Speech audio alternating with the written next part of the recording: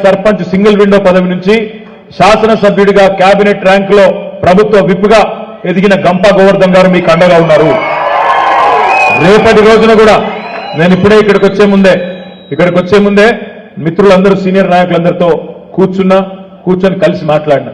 నేను వారందరికీ కూడా చెప్పిన అన్నగారి నాయకత్వంలోనే మొన్న ఎన్నికల్లో కూడా ఆనాడు కూడా ఎన్నికలకు పోయినా రేపు కూడా పార్లమెంట్ ఎన్నికల్లో గంపా గోవర్ధన్ గారి నాయకత్వంలో అందరినీ కూడా సీనియర్ నాయకులందరినీ సమన్వయ కమిటీలో సభ్యులుగా వేసుకొని ముందుకు పోతాం.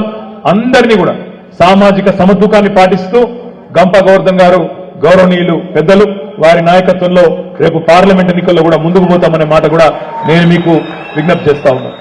రెండవ మాట, సరే మోసం జరిగింది, ఏ ఊరికి పోయినా అయ్యో మేము ఇట్లా అనుకోలే, మేము ఒక్కల మూట అయిపోతే ఏమవుతుంది అనుకున్నాం, ఇక్కడ ఒక్క దగ్గర ఇట్లయితే ఏమవుతుంది అనుకున్నాం, మా ఊరు ఒక్కటి కింద మీద అయితే ఏమవుతుంది అనుకున్నాం, ఇట్లా మాట్లాడుతూ చాలా మంది గత 92 రోజులుగా చాలా మంది ఎక్కడ పోయినా కూడా మాట్లాడుతూ ఉన్నారు. రాష్ట్రంలో ఎవరినా కలిసినా కూడా అదే మాట చెప్తా ఉన్నారు. గౌరవనీయులు పెద్దలు మాట్లాడినప్పుడు చాలా విషయాలు చెప్పారు. ఇవాళ ఒకటి మాత్రం వాస్తవం,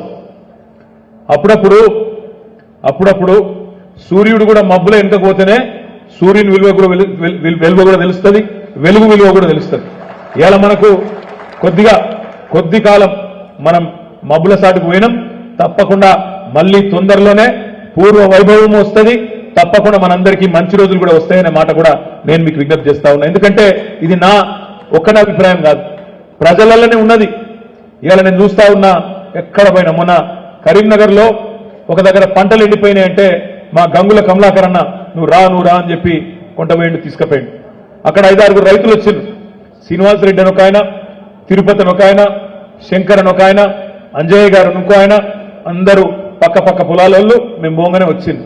మొత్తం ఎండిపోయినాయి, ఎక్కడికక్కడ నెర్రెలు వారి గందరగోళంగా ఉన్నది. వాళ్ళు చెప్తాను, మేము అడగని కూడా అడగలేకపోయి, అన్న మొదటిసారి తెలంగాణ వచ్చినాక మొదటిసారి అర్ధరాత్రి బాయి కాడిపోయే రోజులు మళ్ళీ వచ్చినాయన్నా, అర్ధరాత్రి మళ్ళా కరెంటు కోసం బాయి కాడిపోయే రోజులు వచ్చినాయని ఒక రైతు చెప్పిండు. ఇంకో రైతు అంటున్నాడు, అన్నా నాకు 6 ఎకరాలు ఉన్నది, 2 ఎకరాలు ఎండిపోయింది, ఇంకో 4 ఎకరాలు ఇంకో కాడు ఉన్నది, అది కూడా ఇంకో వారంలో ఎండిపోయే పరిస్థితి ఉన్నది, గందరగోళం ఉన్నది, నా బతుకాగమయ్యే పరిస్థితి వచ్చిందన్న అనే మాట చెప్పిండు. మూడో ఆయన కొద్దిగా పెద్ద సెట్, ఆయన పేరు శ్రీనివాసరెడ్డి.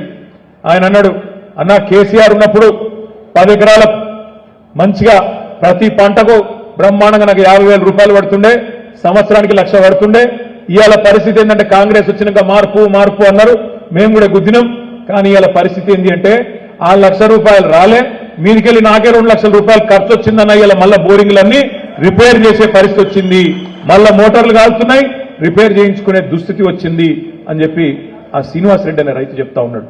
ఇది నా మాట కాదు, మీ మాట కాదు, కేవలం మన పార్టీ కార్యకర్తల మాట కాదు, సామాన్య ప్రజలలోనే ఉన్నది. ఇవాళ అయ్యో ఎంత పని చేస్తుమి, తినే పల్లెంలో మట్టి పోసుకుంటుమి, మంచిగున్న ప్రభుత్వాన్ని ఓడగొట్టుకుంటుమి అనే బాధ ఇలా సామాన్య ప్రజల్లో, రైతుల్లో, మహిళల్లో, వృద్ధుల్లో అందరిలో కూడా ఉన్నది.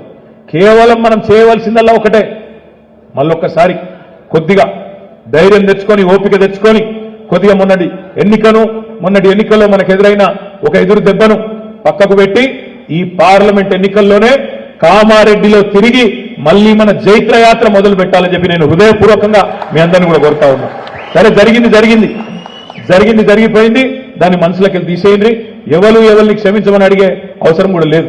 మా గంపన్న అన్నాడు, సార్ను క్షమించమని కోరుతున్నా అన్నాడు. నిజానికి మీరేం తక్కువ చేయలే, ఎక్కడోళ్ళక్కడ మీరు దండలాడినరు, ఎక్కడోళ్ళక్కడ గట్టిగా ప్రతి ఊర్లో ప్రతి నాయకుడు, ప్రతి కార్యకర్త గెలవాలనే కమిట్మెంట్తోనే పనిచేసింది, మీరేం తక్కువ చేయలే. కానీ పెద్దలు ఎప్పుడో చెప్పిండ్రు, నిజం కడప దాటే లోపల అబద్ధం ఊరంతా తిరిగేస్తుందట. గదే అయింది కామారెడ్డిలో.